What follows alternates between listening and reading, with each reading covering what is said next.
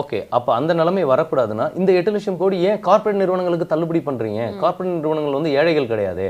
அவங்க பல கோடிகள சம்பாதிக்கிறவங்க தானே. சோ அப்ப அவங்க இந்த கடனை ஏன் இன்ஸ்டால்மென்ட்ல பே பண்ணலாம்ல? இன்கேஸ் டிஃபால்ட் ஆயிருந்தா கூட அவங்க திரும்ப வந்து ஒரு லெட்டர் சப்மிட் பண்ணிட்டு ரெக்வசிஷன் கொடுத்ததுலயும் மக்களுக்கு எதிரான ஒரு நடவடிக்கைகளை தான் கொண்டு வராங்க. அதே மாதிரி பேங்க்ல பணம் போட்டாலும் வரி, எடுத்தாலும் வரி. அது மினிமம் பேலன்ஸ் இல்லனாலும் நிறைய வரி கட் பண்றாங்க. இந்த மாதிரியான இப்ப வங்கிகள் வந்து அந்த சட்டங்கள் எல்லாம் திருத்தி அமைச்சாங்க. இதெல்லாம் இது எப்படின்னா காமன்.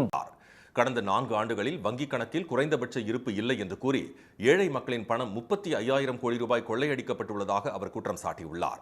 முந்தைய காங்கிரஸ் ஆட்சியின் போது 2012ஆம் ஆண்டு வங்கிக் கணக்கில் குறைந்தபட்ச இருப்பு என்பது ஒழிக்கப்பட்ட நிலையில் அதை 2016ஆம் ஆண்டு மோடி அரசு மீண்டும் கொண்டு வந்ததாக திரு கார்கே தெரிவித்துள்ளார். மக்கள் தங்கள் சொந்த பணத்தை வங்கி மற்றும் ஏடிஎம்களில் எடுத்தாலோ அல்லது வரவு வைத்தாலோ அதற்கும் வரி விதிக்கப்படுவதாக சுட்டிக்காட்டியுள்ள அவர், விவசாயிகளின் கடன்களை ரத்து செய்ய மறுக்கும் மோடி அரசு மிகப்பெரிய தொழிலதிபர்களின் 19 லட்சம் கோடி ரூபாயை கடந்த 6 ஆண்டுகளில் தள்ளுபடி செய்துள்ளதாக குற்றம் சாட்டியுள்ளார். கடந்த